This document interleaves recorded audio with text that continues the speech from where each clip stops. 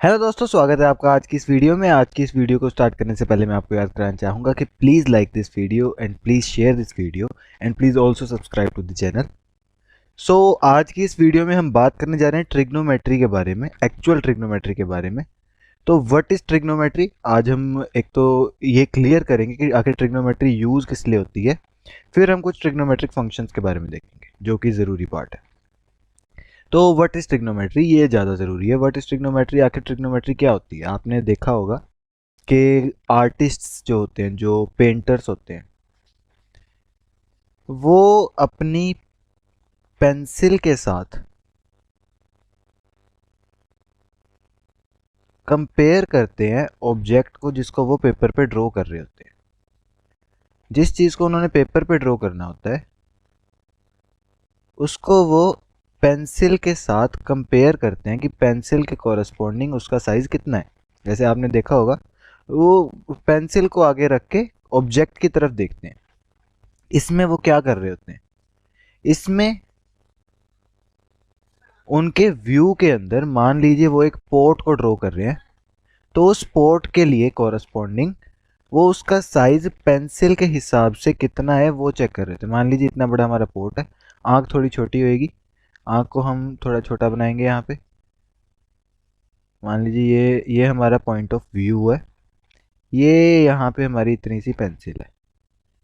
अब पेंसिल के कोरस्पॉन्डिंग उन्होंने इस पोर्ट को पेपर पे उतारना है। जितना पोर्ट का साइज है उतना तो पेपर का खुद का साइज नहीं है, तो हम पोर्ट सेम साइज का पेपर के ऊपर ड्रॉ नहीं कर सकते। तो उनके व्यू के अंदर पेंसिल की टिप के साथ उसका टॉप और पेंसिल की लाइन के साथ उसका मिडल, और उनको टॉप और मिडल का आइडिया लग जाता है, मतलब किसी भी पॉइंट का। ये तो एक एग्जांपल है।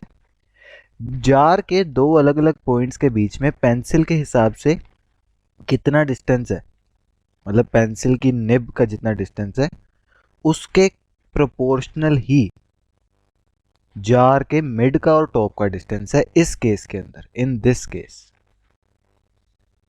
तो इस केस में आखिर वो इसको यूज क्यों कर रहे हैं, क्योंकि उन्होंने सेम साइज का पोर्ट नहीं बनाना, पोर्ट थोड़ा छोटा बनेगा, लेकिन प्रोपोर्शनल साइज बिल्कुल सेम होना चाहिए। मतलब टॉप का साइज, जो उसकी गर्दन का साइज है, जो उसके बॉटम का साइज है, उसमें अगर हेरा फेरी हो गई, मान लो बॉटम थोड़ा ज़्यादा बड़ा बन गया और टॉप थोड़ा छोटा रह गया, तो शेप चेंज हो जाएगी, कुछ और ही बन जाएगा, एक्चुअल जार नहीं बन पाएगा।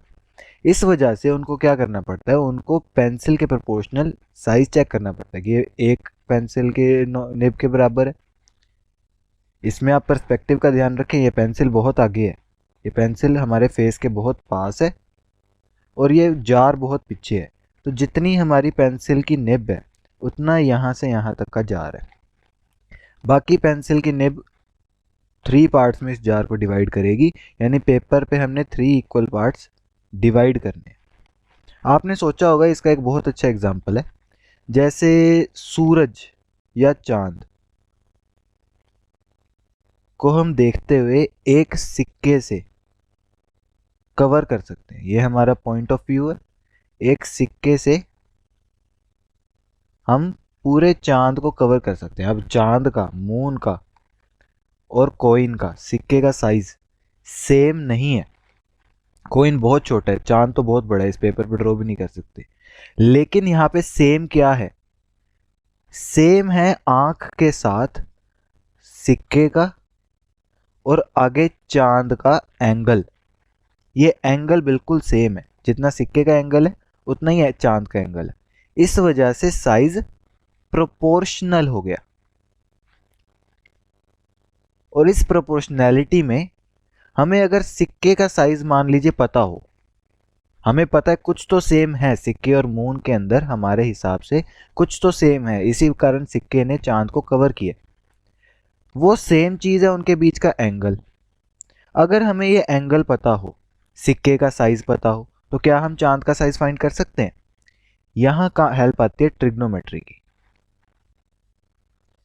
ट्रिग्नोमेट्री की, इसको एक इजियर से एग्जांपल से समझते हैं। मान लीजिए एक बिल्डिंग है, उस बिल्डिंग का एक छोटा सा स्ट्रक्चर हमने दिखाना है इंजीनियर्स ने, क्योंकि इंजीनियर्स ने जैसे कि मान लो किसी इंजीनियर ने अपना एक आइडिया शो करना है कि मैं इस टाइप की बिल्डिंग बनाना चाहता हूँ, इस टाइप की अगर बिल्डिंग बनाना चाहता हूँ, पूरी बिल्डिंग बना के तो नहीं दिखाएगा, वो पहले एक छोटा मिनिएचर स्ट्रक्चर बना के दिखाएगा।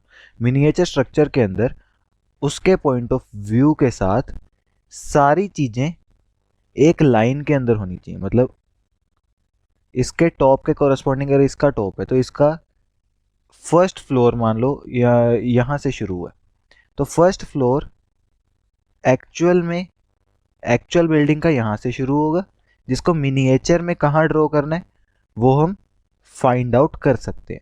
Similarly second floor, similarly third floor, ऐसे हम एक्चुअल हाइट बहुत ऊपर होगी, एक्चुअल हाइट होगी 10 मीटर की, मिनिएचर में हाइट हो सकती है 10 सेंटीमीटर की। तो इस रिलेशन को फाइंड हम कर सकते हैं ट्रिग्नोमेट्री को यूज करके। तो ट्रिग्नोमेट्री में हमने वो चीजें जो एक पॉइंट के साथ सेम एंगल पे होती हैं, एक बिल्डिंग, दूसरी बिल्डिंग, तीसरी बिल्डिंग, ये तीनों एक पॉइंट के साथ सेम एंगल बना रही हैं, तो जो इंसान यहाँ खड़ा होगा उसको ये बिल्डिंग दिखेगी, उसके पीछे की ये वाली बिल्डिंग नहीं दिखेगी, क्योंकि उसको इसके ऊपर की चीज़ें दिखनी चाहिए अब, और इसके ऊपर का बिल्डिंग का कोई पार्ट इसके व्यू से आगे नहीं जा रहा है ना। तो एक ही साइट ऑफ व्यू के अंडर एक ही एंगल बनाते हुए जितनी ऑब्जेक्ट्स होंगी उनको हम रिलेट करा सकते हैं सिर्फ उनको एंगल को यूज करके। मतलब इन तीनों बिल्डिंग्स के अंदर हम इनके साइज को कंपेयर कर सकते हैं, क्योंकि ये एक पॉइंट के साथ सेम एंगल बनाती हैं, इसलिए हम ट्रिग्नोमेट्री यूज करते हैं साइज को छोटा करने के लिए, साइज को छोटा करने के लिए, साइज को कंपेरेबल करने के लिए। तो यहाँ पे ट्रिग्नोमेट्रिक फंक्शंस कौन कौन से हैं? ट्रिग्नोमेट्रिक फंक्शंस में सबसे पहले हम एक राइट एंगल ट्रायंगल बनाएंगे। यहाँ पे इस राइट एंगल ट्रायंगल को इसी तरीके से समझिए कि एक बिल्डिंग का एक पॉइंट से जो एंगल बनेगा थीटा, यहाँ पे हम दो राइट एंगल ट्रायंगल्स बनाते हैं सेम साइड ऑफ एंगल के साथ।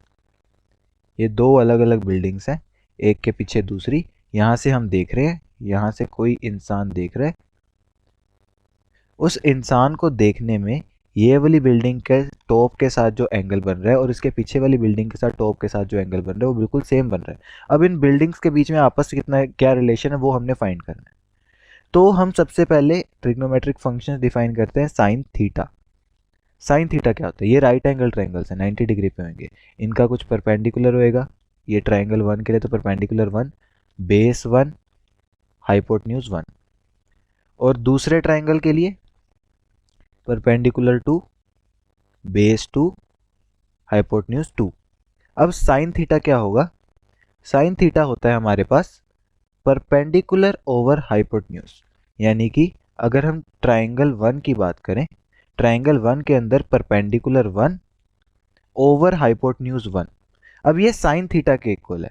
साइन थीटा जो है वो किसी ट्रायंगल के लिए कन्फाइंड नहीं है, वो कोई भी ट्रायंगल हो, मतलब सेम एंगल के साथ जेड़ा मर्जी ट्रायंगल बनाओ, जो मर्जी ट्रायंगल बनाओ, हर एक ट्रायंगल के लिए साइन थीटा परपेंडिकुलर और हाइपोटेन्यूज की सेम रेशो देगा। मान लीजिए हमारे पास जैसे अभी ट्रायंगल 1 के लिए हमने फाइंड किया P1 ओवर H1, यही रेशो, यही आंसर P2 ओवर H2 का भी आएगा। और अगर इससे बड़ा या इससे छोटा सेम एंगल बनाते हुए कोई राइट एंगल ट्रायंगल होता है, उसके परपेंडिकुलर ओवर हाइपोटेन्यूज का भी सेम ही आंसर आता है। तो ये होता है साइन थीटा। जिन्होंने बहुत सारे ट्रायंगल्स जिनका एक ही एंगल बन रहा था, उनके परपेंडिकुलर और हाइपोटेन्यूज के बीच में हम एक रिलेशन दे दिया कि उनके परपेंडिकुलर्स और हाइपोटेन्यूज की रेशियोज सेम रहेगी। कंडीशन सिर्फ एक ही है कि उनका थीटा सेम बने, साइन थीटा। थीटा यहाँ पे ग्रीक वर्ड है जो कि हम एंगल के लिए यूज करते हैं, थीटा ही यूज करते हैं, कोई और क्यों नहीं यूज करते? क्योंकि आदत नहीं है। तो अगला हमारे पास फंक्शन होता है cos theta. Same logic, same एक ट्रायंगल, उससे बड़ा दूसरा ट्रायंगल, एक ट्रायंगल 1, एक ट्रायंगल 2, जिनका एक पॉइंट के साथ सेम एंगल बनता है थीटा। थीटा के अंडर हमारे पास कोस थीटा क्या कहता है? साइन थीटा हमें कह रहा था परपेंडिकुलर ओवर हाइपोटेन्यूज, यहाँ हमें क्या मिल रहा है? Base over hypotenuse. यानी कि अगर ये P1, ये B1, ये H1, ये P2, ये B2, ये H2, तो कोस थीटा कहता है कि बेस और हाइपोटेन्यूज की रेशो थीटा एंगल बनाने वाले किसी भी ट्रायंगल की b1 ओवर h1, यहाँ पे हमने दो ही ड्रॉ किए हैं तो इन दोनों की कंपेयर कर लेते हैं। b1 over h1 is equal to b2 over h2, यानी कि b1 over h1 is equal to b2 over h2। ये रेशियोज आपस में बराबर रहेंगी, किसके कारण? कोस थीटा के कारण, क्योंकि थीटा इन दोनों का सेम है। अगर थीटा थोड़ा सा अलग होता, मान लीजिए ये बिल्डिंग थोड़ी सी और ऊपर होती जिसके कारण इसका थीटा कुछ और बन रहा था, यहाँ पे थीटा थोड़ा ज़्यादा बनेगा, थोड़ा सा ऊपर बनेगा, थोड़ा सा ऊपर बनने के कारण ये रेशियो इक्वल नहीं आएगी। तो कोस थीटा ने क्या हेल्प की? कोस थीटा, अगर दो बिल्डिंग्स के बेस ओवर हाइट की रेशियो सेम आ रही है तो हम ये कह सकते हैं कि कोस थीटा उनका सेम है, यानी कि थीटा सेम है इस केस में। एक रेशियो हमारे पास होती है टैन थीटा। टैन थीटा क्या करती है? सेम लॉजिक, सेम ट्रायंगल, एक ट्रायंगल बड़ा एक ट्रायंगल छोटा, दोनों का एक पॉइंट से सेम थीटा बनना चाहिए। टैन थीटा रेशियो बनाता है बेस ओवर हाइपोटेन्यूज की, परपेंडिकुलर ओवर बेस की, यानी कि हमारे पास P1 B1 B1 P1 ये हो गया P2, ये हो गया B2, ये हो गया H2। तो टैन थीटा कहता है कोई भी ट्रायंगल जो कि थीटा एंगल बनाएगा एक पॉइंट के साथ, गिवन पॉइंट के साथ, उनके परपेंडिकुलर ओवर बेस की रेशियो सेम रहेगी, यानी इस केस में P1 over B1 P2 over B2 इन दोनों ट्रायंगल्स का सेम होएगा। किसी और ट्रायंगल का भी जो सेम एंगल बनाता होगा, यानी इससे बड़ा कोई और ट्रायंगल जिसका P3 और B3 परपेंडिकुलर बेस हो, उनकी रेशियो भी इसके बराबर ही होगी, P3 और B3। क्यों? क्योंकि वो सेम एंगल बना रहे हैं। इस तरीके से हम एक ऐसी हाइट जो कि हम आसानी से कैलकुलेट कर सकते हैं, मान लीजिए ये हमारा सिक्का है, ये हमने आंख से देख रहे हैं, यहाँ हमारा सिक्का है, सिक्के को हम देख रहे हैं और सिक्के से दूर चांद है। हमने सिक्के से चांद को पूरा ढक दिया, हमें सिक्के का साइज पता है, हमें हमारा और सिक्के का डिस्टेंस पता है, ये दोनों चीज़ें कैलकुलेट की जा सकती हैं। हम इससे रेशो फाइंड कर सकते हैं कि चांद का डिस्टेंस और चांद का रेडियस की रेशो क्या होगी, क्योंकि हमने सिक्के को चांद को सिक्के से पूरी तरह ढक दिया है। तो यहाँ पे चांद और सिक्का सेम एंगल बना रहे हैं, सिर्फ सेम एंगल बनाने के कारण हम इन दोनों को अब कंपेयर कर सकते हैं, इनको कैलकुलेट कर सकते हैं। इस तरह की चीज़ों में ट्रिग्नोमेट्री हमारा बहुत हेल्प करती है। ट्रिग्नोमेट्री के और भी कई यूजेस हैं जो कि अलग अलग स्टडीज़ में हम आगे यूज़ करेंगे। इसका एक पीक इनटू देते हैं हम, जैसे कि साइन थीटा फंक्शन हम देखें। साइन थीटा फंक्शन एक कॉन्टिन्यूस फंक्शन है, एक तो ये फंक्शन कॉन्टिन्यूस है, दूसरा हार्मोनिक है। हार्मोनिक प्रॉपर्टी इसकी ज़्यादा इंपॉर्टेंट है। हार्मोनिक प्रॉपर्टी क्या कहती है? यहाँ पे जो हमारा फंक्शन है वो अपनी वैल्यू को बार बार रिपीट करता है। साइन थीटा फंक्शन और कोस थीटा फंक्शन और टैन थीटा फंक्शन, ये तीनों फंक्शन अपनी वैल्यूज़ को बार बार रिपीट करते हैं, लेकिन साइन थीटा और कोस थीटा ज़्यादा हम यूज़ करते हैं क्योंकि ये हमारे लिए ज़्यादा यूज़फुल है। ये अपनी वैल्यूज़ को बार बार रिपीट करते हैं। एक बार मान लीजिए हमने थीटा जैसे जैसे चेंज किया, ये थीटा जैसे जैसे बढ़ाया, उसके लिए साइन की वैल्यू इस तरीके से आ रही थी, फिर एक पॉइंट आने के बाद ये फिर से अपनी सेम वैल्यू देगा, फिर से अपनी सेम वैल्यू देगा, फिर से अपनी सेम वैल्यू देगा। इस तरीके से साइन थीटा और कोस थीटा दोनों अपने आप को रिपीट करते हैं। ये एक बहुत ही इंपॉर्टेंट प्रॉपर्टी है जो हमें बहुत हेल्प करती है। तो आज की इस वीडियो में इतना ही। Thank you for watching this video. Please like this video, please share this video and please subscribe to the channel. Thank you for watching this video.